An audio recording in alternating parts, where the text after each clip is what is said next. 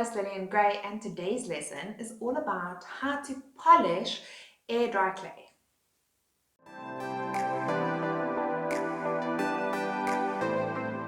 Once your air dry clay is completely dry, it's ready to get a finish. Now there are various options of how you can finish this. For this project, I'm going to choose to do a polish. I like this look because it kind of mimics the Oxide look. So we're not working with clay that needs to go into an oven, that needs to be baked. So you can't really bake an Oxide, but you can fake the look of an Oxide on air dry clay. So the first thing we need to do is just prepare the sculpture. So this is my African mask, and there's some rough edges, as you can see, and we want to take a bit of sandpaper and just really sand that out and get our clay nice and smooth before we polish it up. Okay, I'm just using like 100 grit. You get much smoother ones as well, and I'm just powdering this off. So you'll see it's a bit like filing your nails.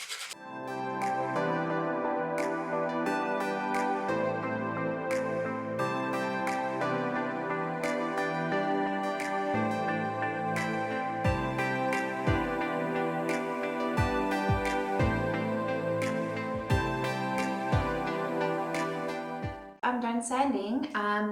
So this is an African mask, so we don't have to sand too much because Africa is a bit rugged and rough. So I don't want to get rid of all my textures that I've created, but I do just want to smooth my edges so that your project looks really, really professional. Now let's move on to polish. To polish my clay, I'm going to use just basic shoe polish. I like mixing colors, so I like using like a black and a reddish brown and mixing them together. If it's really cold out, your polish is going to be really hard and difficult to work with. What works well is adding just a tiny bit of boiling water to it, just to get it malleable and moving.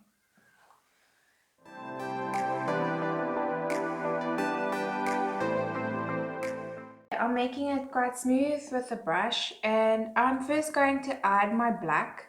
I really want to get into all the little crevices. When you start, your clay is going to look very dark. Don't stress about it. You'll polish and shine it up. So for this step, I'm just really trying to work the black into all the little dots because I want my textures to really stand out.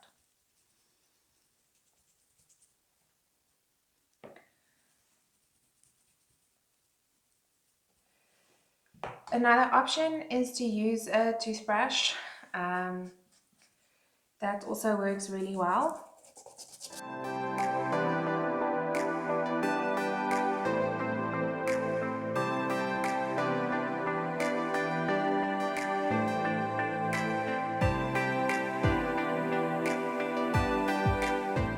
I've worked in my black. You can also wear gloves because your hands do really get dirty with polish. If you don't want to wear gloves, then you're just going to have to wash a lot with sunlight liquid. But now I'm going to move on to my reds, and I'm going to start brushing in my red polish. On my brown, it's like a brownish red, burgundy.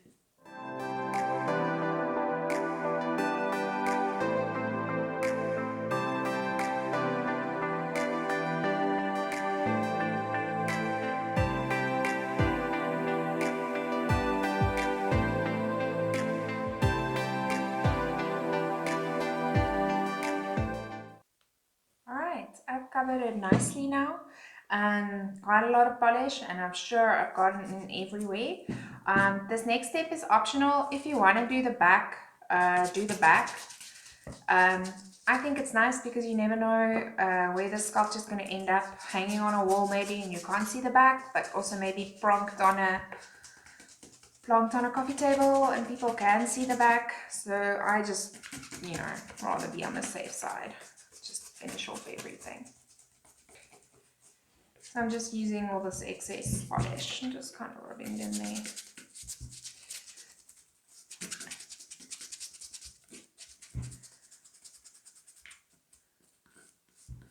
Alright, so kids, once you are done with this step, you can now go and put your dad's toothbrush back. I'm joking. Okay.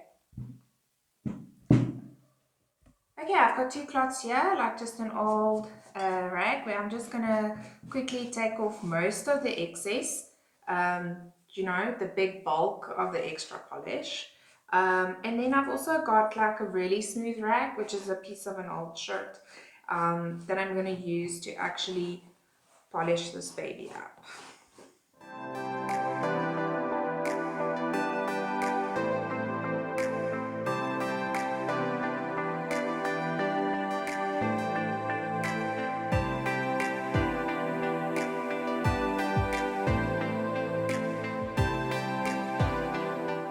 Now for the shining part, we are really gonna start shining it now.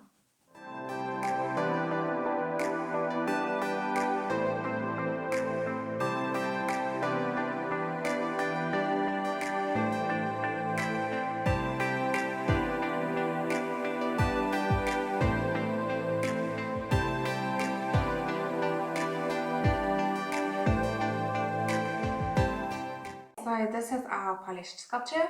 I'm going to leave it a bit. It will become a bit more reddish over time, depending on what polish you used. I just want to show you what some of the other, they look like ancient artifacts we dug up, right, found from Africa. So this is one that's already done and it's been shined, doesn't give off polish anymore. This was done about 3 days ago, so this one's done. This is a sculpture done without any black added. So this is just the burgundy, the red mahogany. And yeah, just to show you how the black really brings out all the little patterns and how beautiful shiny this is. If you really want to and you are scared that polish is going to still give off after a while, you can spray it with see-through spray paint. You get matte or gloss. For the African stuff, I prefer matte. I don't think it should be that shiny, but it depends on what you guys are making.